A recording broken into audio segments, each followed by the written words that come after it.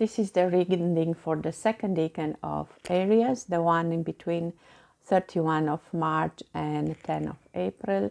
In this reading, I will refer to those who have the Sun in Aries, because this is Sun being is the sub-ruler of this decan.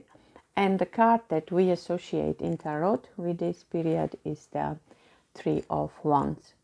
And this particular card is from Phantom deck and is even a 3D. I will just add interesting concept, I find it, and pointing to the elements of the card. As we remember from the second decan, we had the Two of Wands, and it was this young emperor, we said, who's planning, looking ahead, planning to conquer the world. And in this point, he already has the different clothes. We can see here the colors, the basic color, red, yellow, and blue. His outfit then is changed, but also he has a kind of crown, a sign that somebody really is selected by the divine to rule, was to get this golden headdress. This card is very much associated with nobility and rulership. He looks like he's already in charge. He's on the upper place where he can see those boats coming. Maybe the boats are bringing him good news, or maybe he just now he sends them. This is like a business that it started. This is very much a number 3, so it's about creativity, being able now to, from this position, also to estimate the opportunities, but also the challenges that are coming. And the card is also called the Lord of Established Strength, so he already has a certain strength. If we look at the card before, it looks like he gets some good news here. So maybe the news that his hopes are fulfilled. This is about knowing that you made the right decisions, that you are confident that your hopes will come through. If we look at that card after, it's now much more confident on his own power, as much as if we look at the tarot from, let's say, the other side, we see all these chariots coming. People are going maybe on the boat, or they are coming to collect the goods from the boat. So it's interesting, an interesting story, what we see here, what we can think it happened, and the fact that he stands on the, it's still sandy, but he found a rock to sit, so it's also a solid point. And if we look in other decks, we have this eye and we have the 3 wands, and this looks like a rune, I guess, associated with the higher self, divine connection, protection, power from within, wisdom of the universe, spiritual awareness. Because this is indeed very important. Whatever decisions are made, they are made in connection with the inner wisdom, with God, also thinking of protecting others, all these people who are counting on him, and also looking for harmony, and based on power of 3, based on your creativity, and knowing that whatever you laid as foundation, it's going to be achieved in the future. Now it's a period of growth and expansion, not only a new business or maybe a new relation, but it's very much also about personal development as a life adventure. I was looking at the Zen cards, and the card that came out was water. The fact that the water is warming up slowly up to the point that starts boiling.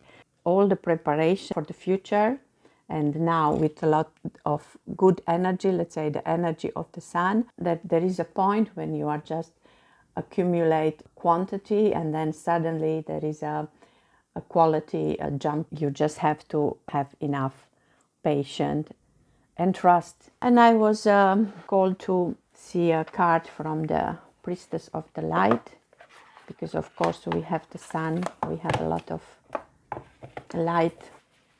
So we have the card of telepathy, transmission, perception, communication. And I just wanted to say that today is 4/4, like a portal, and now we have 22, which is also a 4. A good moment to use this energy to improve the communication, the perception, and the kind of wand that she has remind me of this rune. A lot of spiritual awareness with these cards. I pick up 3 cards from another deck, the deck of remembrance is called, and interesting enough, all the 3 cards were associated with Aries. The first card, for those who have the moon in Virgo, or the planet Mars and Mercury in Aries. And this is a card that it's about feeling guilty. It looks like somebody is ready, to take action. It's a hunter, but then he doesn't know that what he wants to hunt, he is a unicorn, a symbol of innocence. So for me, especially because it's I also pick up a card from the tarot, and then we had the 2 of Wands that we started with when you were still in the plan of dreaming and not knowing what is coming.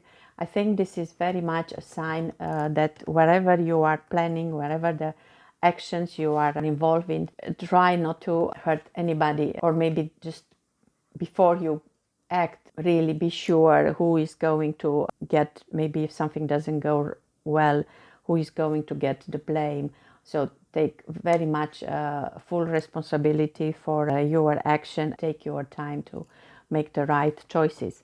Then the other card was again from, I took 3 cards just to make sure. This was also connected with Aries, and then it had Libra as the under sign. So we have here Mars and Venus. We know these 2 were a couple, but if we look at this card, they look like the emotional part of Venus with love. There is something in between.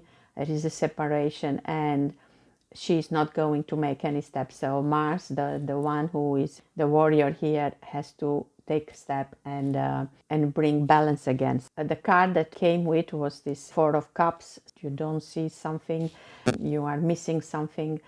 It's all, again, all about emotion. In an invitation to pay attention also at the feeling in this situation. Make a step, make the first step. There are things unclear, and just keep an eye on the whole picture. It's also a sign of let go of pride and make decisions. That's an invitation of Venus here. Also make decisions from the heart.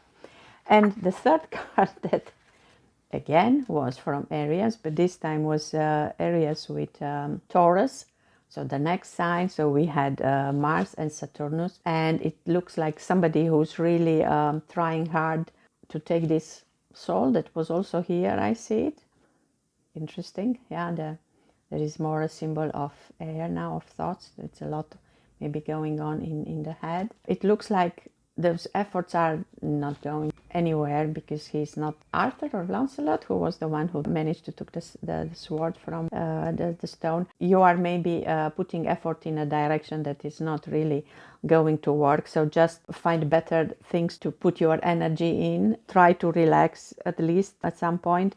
You find other situation in which your energy can be used, because if you do that, the card that I choose, it's this 9 of Cups, who is a good card and is a good life. You have what you need. You are already in a place like this when you just can better relax, enjoy, and be grateful for what you have. And to end this reading, I will pick up some cards for the whole group, so those with the Sun in Aries, and then also for these 3 groups.